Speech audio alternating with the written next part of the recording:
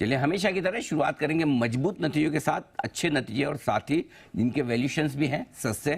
Good morning Varinder, बताएं। Good morning sir, to you and सबको। एक लिबर्टी ले रहा हूँ सर। आज आप लोग बात कर रहे थे टर्न अराउंड स्टोरीज का या सेक्टर्स का। जी आई जी। थिंक एक सेक्टर जो आई थिंक अगले 6 महीने में बहुत क्लोज से देखना चाहिए वो है सीमेंट सर। बहुत बड़ा कंसोलिडेशन होगा सीमेंट में सर अगले 6 महीने में, साल में। एंड अभी भी बहुत कंपनीज है सर जो 50-60 ईवी पर टन पे मिल रही हैं। और जो आप बोल रहे थे मैनेजमेंट अच्छा हो, कहीं डेट हो, वो डेट रीस्ट्रक्चरिंग हो, and a lot of things will play out as per me in the next 6 to 12 months। Fertilizers में सर अभी सब्सिडी कम हो गया है सर। आई थिंक वो थोड़ा सा देख लीजिए, थोड़ा सा वो जरूरी चीज है। But I think cement will surprise a lot of people because बहुत कंपनीज रिप्लेसमेंट कॉस्ट से 50% नीचे मिल रही है sir. Anyway sir, thank you, आपसे लिबर्टी लिया। बट अच्छे नतीजे सर और अभी भी सस्ते हैं सर। गोदावरी पावर क्लियरली उस लिस्ट में आता है। आज जो सरप्राइज किया in terms of numbers, operational numbers बहुत स्ट्रॉन्ग थे सर।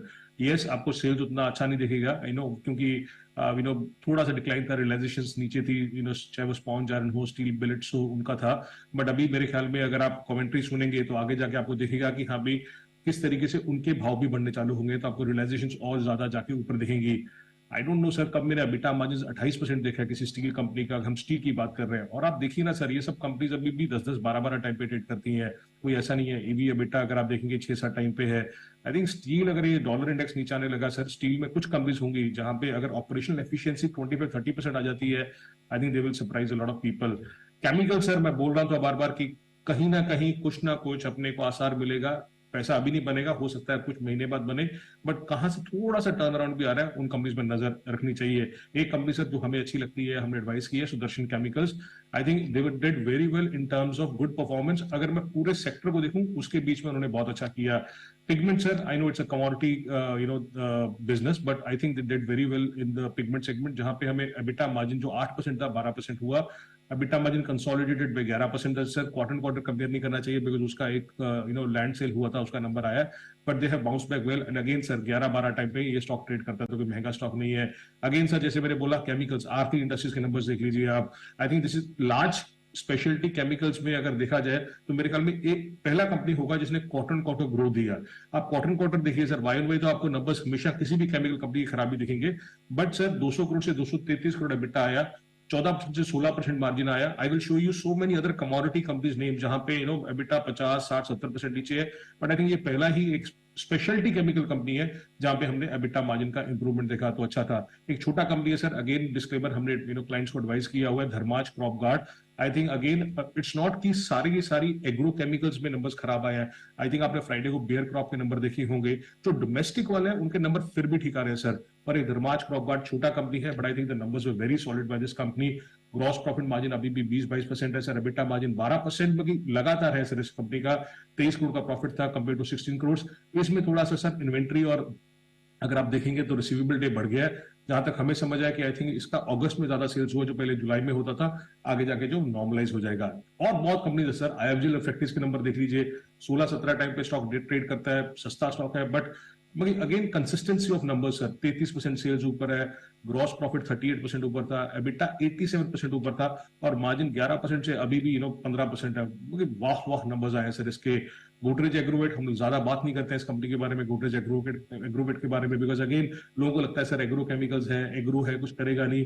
बट आप धीरे धीरे देखिए सर, इनके नंबर्स अच्छे आ रहे हैं। आप देखिए सेल्स 5% ऊपर थी, बट EBITDA 34% ऊपर था। EBITDA मार्जिन 8% था, 100 करोड़ का प्रॉफिट हुआ, 72 करोड़ था। एनिमल फीड सेगमेंट हुआ, वेजिटेबल ऑयल सेगमेंट हुआ, सबने अच्छा किया।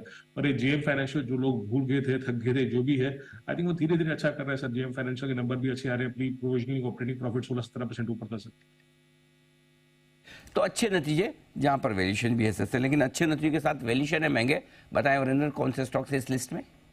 सर कुछ कंपनीज है महंगी है, महंगी रहेंगी और अच्छी हमेशा करती रहती है। थर्मेक्स देखिए सर, आई थिंक थर्मेक्स के नंबर्स जो आए हैं, अगेन कैप गुड्स बहुत अच्छा कर रहा है सर, बहुत स्ट्रॉन्ग कर रहा है। आपने ट्यूब इन्वेस्टमेंट के नंबर्स देखे, आप थर्मेक्स के नंबर्स देखिए सर। मेरे ख्याल में जो मार्जिन किसी ने एक्सपेक्ट ही नहीं किया था, ये 7-8 7.5% का कंपनी करने वाला कंपनी है, 9% मार्जिन आया। इनका एक इंडस्ट्रियल प्रोडक्ट्स सेगमेंट है सर, उसका 10% मार्जिन आया, वो मेरे ख्याल में कभी हुआ ही नहीं ऐसा। मगर इंडस्ट्रियल प्रोडक्ट का रेवेन्यू कुछ 18% ऊपर था और एबिट मार्जिन 10% आया, जो कि ऑलमोस्ट 215 बेसिस पॉइंट एक्सपेंशन था।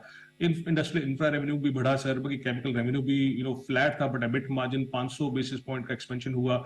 हर एक सेगमेंट अच्छा किया सर। अगेन जैसे कि महंगा है, महंगा रहेगा, अगेन डिस्क्लेमर की we own this stock sir. But अगर कोई ग्रीन हाइड्रोजन की बात करें sir, I think this will be the largest play in India going ahead if someone has the capability to hold this stock for the next few years. ये cement sir बहुत अच्छा कर रहा है, कुछ कुछ कंपनीज। जेके सीमेंट के number देखिए, अगेन थोड़ा सा महंगा है सर स्टॉक, इसलिए मैंने महंगी कैटेगरी में डाला है।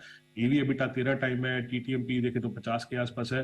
बट जेके सीमेंट के नंबर, आई थिंक मैंने जो भी सीमेंट कंपनीज देखी सर, उसमें से सबसे बढ़िया नंबर्स जेके सीमेंट के आए होंगे। आप देखिए सर, एबिटा पर टन 17% ऊपर गया था, cotton quarter 23% Y and Y. I think बहुत टाइम के बाद हमने देखा कि एबिटा पर टन मतलब 1031 आया, कंपेयर टू सिर्फ 881 कॉटन क्वार्टर आया। मैं बार बार बोल रहा हूँ सर, आप सीमेंट में अगले कुछ क्वार्टर में आप देखेंगे कि किस तरीके से कम 100, 150 या 200 एबिटा पर टन का इंप्रूवमेंट होगा। अंबुजा ने बोला है, जेके ने बोला, अल्ट्राटेक ने बोला है, सबने बोला है सर कि किस तरीके से वो इंप्रूवमेंट आएगा आएगा। क्योंकि देयर विल बी टाइम जब आप 1300 1400 एबिटा पर टन की बात करेंगे सीमेंट में। एंड एज आई सेड, बहुत कंपनीज जो है वो व्हाटएवर वैल्यूएशन सस्ता है। एचबीएल पावर देखिए सर, एचबीएल पावर के नंबर्स बहुत अच्छे आ रहे हैं। महंगा है इसलिए इस कैटेगरी में डाला है, अराउंड 60 टाइम्स पे ट्रेड करता है, बट नंबर्स अच्छे थे सर। नंबर्स कहीं से भी ऐसा नहीं लगा कि नंबर्स खराब है। सेल 77% ऊपर था सर। ग्रॉस प्रॉफिट मार्जिन अभी भी 48% पे है सर। एबिटा डबल से भी ऊपर हो गया, 100 करोड़ है वर्सेस 33 करोड़। इनके सेगमेंट है सर, बैटरी सेगमेंट होती है, इलेक्ट्रिकल सेगमेंट होती है। आई थिंक दोनों ने अच्छा किया, दोनों के इंप्रूवमेंट बहुत अच्छे हुए। तो ये है एक छोटा ओरिएंट रेल इंफ्रास्ट्रक्चर है सर, बट अगेन बहुत बहुत एक्सपेंसिव है सर। ओके, आइए नतीजे रहे कमजोर और उसके ऊपर स्टॉक महंगे भी ट्रेड कर रहे हैं, यानी कि एक्सीडेंट्स बताएं। सर ये है खराब है बट सस्ते हैं, तो दो ही कैटेगरीज आती है सर, एक केमिकल्स आती है, एक पेपर आता है। तो दो आपको दिखेगा। और केमिकल्स में भी आपको जैसे गुजरात फ्लोरो, आप नंबर देखेंगे तो नंबर आज से नहीं सर, नंबर बहुत क्वार्टर से खराब आ रहे हैं। I think stock almost 50% already गिर चुका है ऊपर से। आई थिंक एबिटा इस बार भी 70% नीचे था, बट इसमें मैनेजमेंट बोल रहा है सर कि मेरा FY25 जो है FY23 से ज्यादा अच्छा होगा। तो आई डोंट नो वो गाइडेंस कहां से आ रहा है, बट मैनेजमेंट अच्छा बोल रहा है। इसका फ्लोरोकेमिकल्स रेवेन्यू होता है, फ्लोरोपॉलीमर्स रेवेन्यू होता है, दो सेगमेंट होते हैं सर इनके। आई थिंक दोनों ने खराब ही किया था, कुछ अच्छा नहीं हुआ था जितना लोग एक्सपेक्ट कर रहे थे, तो खराब ही था। 37% मार्जिन करता था सर। मैं वही बोल रहा हूँ कि जब कोई इंडस्ट्री 30, 35, 40% मार्जिन करने लग जाए तो प्लीज थोड़ा सा रुक जाइए। जो हम पेपर के बारे में बात करते हैं सर एक दो क्वार्टर पहले, 37% मार्जिन से 17% मार्जिन आ गया sir. As I said, let's see if the management guidance is होता है कि नहीं होता आगे जाके। वैसे ही सर जो ये कमोडिटी केमिकल्स है, तिरुमलाई केमिकल्स और आईजी पेट्रो, दोनों भाई भाई हैं सर, दोनों का सेम धंधा है। और तिरुमलाई का भी आप देखिए सर, मगर मार्जिन 3% पे आ गया जो 11% पे होता था। इन्वेंट्री डीस्टॉकिंग बोल लीजिए आप, इन्वेंट्री पड़ा है, कब लिक्विडेट होगा नहीं होगा वो सब खराब है। सेल्स में कुछ मंगा नहीं हो रहा सर, सेल्स तो ऑलमोस्ट फ्लैट है। बट आप एबिटा देखेंगे तो सर एबिटा 75% नीचे आ गया, जो आपको पता चल रहा है कि ये इन्वेंट्री के कारण ही हो रहा है सारा कुछ। और वो इन्वेंट्री कहां पे जाके एक इस क्वार्टर या अगले क्वार्टर राइट सही होती है, then you will see massive rerating in some of the stocks. IG Petro देख लीजिए सर, आईजी पेट्रो में 15% मार्जिन से 5% मार्जिन करने लगा, मगर सेल्स अगर 12% नीचे तो बट एबिटा 70% नीचे है। तो आपको पता चल रहा है कि सर इन्वेंट्री के कारण इतना बड़ा रिस्क हो रहा है। ये सब पेपर कंपनी सर जो एक टाइम पे 35-40% मार्जिन करने लगी थी, अभी जेके पेपर देखिए सर, जेके पेपर का 33% मार्जिन का 25% मार्जिन आ गया। आपको स्टॉक सस्ता दिखेगा, बट मैं वही बोल रहा सर, कई बार क्या होता है इन्वेस्टमेंट में, कई बार पी आपको बहुत महंगी दिखती है बट एक्चुअली वो सस्ती होती है। और कई बार पी बहुत सस्ती दिखती है और बहुत महंगी होती है। जैसे केमिकल्स में आपको पी बहुत महंगी दिखेगी, बट आई थिंक वो बहुत सस्ती होगी बिकॉज 2 साल तक नंबर ही नहीं आया। पेपर में आपको पी बहुत सस्ती दिखेगी, बट बिकॉज नंबर इतने अच्छे हैं 2 साल में और आगे जाके नहीं अच्छे होंगे तो एक्सपेंसिव भी हो सकता है। तो इस थोड़े में देखना चाहिए। शीशा सही पेपर से टॉप लाइन 30% नीचे थी, अभी 36% नीचे था। Sathiya industries again the same thing sir, जो 30% मार्जिन होता था 23% मार्जिन आ गया। और एक शिपिंग कॉर्पोरेशन ऑफ इंडिया जहां पे होप और फ्ली फ्लोट है सर, नंबर्स खराब ही आते सर। सेल्स 23% नीचे थी, एबिटा 27% नीचे था सर। ये सारे रिजल्ट्स, और बताएं बचे हुए रिजल्ट्स के बारे में। जल्दी जल्दी सर, सॉरी आज थोड़ा सा लंबा हो गया। Whirlpool sir, I don't know कि क्यों इसको 100 का पी मिलता है सर। अगेन आप नंबर्स देख लीजिए, नंबर मेरे पता नहीं कितने टाइम से देखे नहीं अच्छे हो रहे हैं। सेल्स 6% नीचे थी, एबिटा 18% नीचे था। अदर एक्सपेंसेस ऊपर थे सर। ऑपरेटिंग लेवरेज बेनिफिट मिलता नहीं है। 5% मार्जिन करता है सर, जो हम बड़ी बड़ी बातें करते हैं कई बार इन कंपनीज के बारे में। Aditya Vision sir, I think sales 51% नीचे थी क्वार्टर, एबिटा 64% नीचे था। Painful quarter for this company. And एक स्टॉक है सर जो बहुत लोग बात करते रहते हैं, शीतल कूल प्रोडक्ट्स।